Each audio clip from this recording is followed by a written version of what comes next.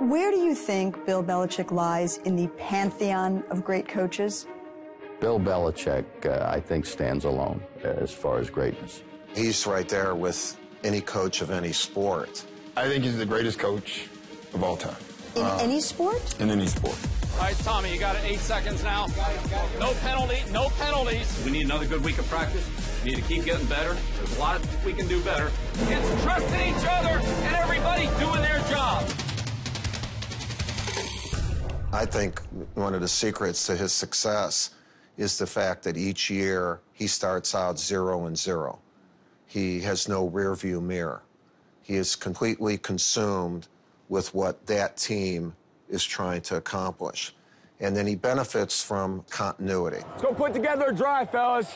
We'll be right in it.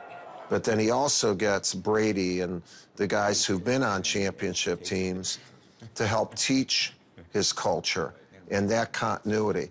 And then you can run him back on a cross across the field if it's like one cover. Right. You know, maybe you have 2 plays like that in the plan. The one time he had me speak to the team, Tom Brady walks in with a notepad and sits in the front row, and he's writing everything I'm saying. And it was unsettling for me because it was Tom Brady doing it. And so what does that tell you? It trickles down because if you can coach your players and then they can coach each other, and if they buy into the coach, then they can police each other. Have you ever had Bill talk to your team? Yeah, it was during the playoffs, the year we won it. He walked in and he stared at everybody. He's like circling the room, and he just said, "You're going to have to kick their asses." And he looked around, and then he left, and the room went crazy. Well, that was a good win for us out there today. It's good to win. We got a long way to go. And then we'll face another challenge next week. We'll get on to Miami next week. Now we're moving on to Cincinnati, move on to Dallas, and move on to Miami. We're done with the regular season. This is postseason. What do you make of Bill's media performances? I enjoy the heck out of it. Hilarious. You want to talk about the game? We're not going to get into a post-game analysis here. I've had enough of that. He's going to be the grumpy old guy with the hoodie on, and not going to give you much. My favorite Bill Belichick press conferences is when someone asks him a question and he literally just stares at him. No answer. What quarterback position you're evaluating this week? What benefit does it have to the players? Publicly, he's not going to expose them. And he also doesn't expose his plans or how he feels for the next game. He'd be one of these great guys, like one of these James Bond guys or whatever. They would never give up information. And that is it. The Patriots are going to be Super Bowl champions again. Krzyzewski has 5 national championships.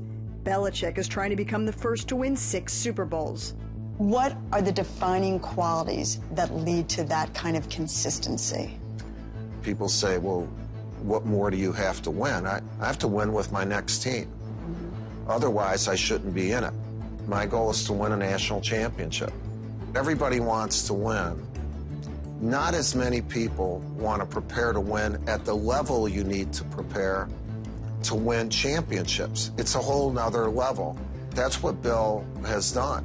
When you talk about the Yankees, the Patriots, the word dynasty really does apply. As a manager or a head coach, what's your role in keeping that dynasty alive? What makes you a world champ or a dynasty is the fact that the expectation is so high, and you basically have to get better to stay the same. You never took anything for granted or celebrated the fact that you were a world champ. Bill Belichick is football. I know it's a 16-game season.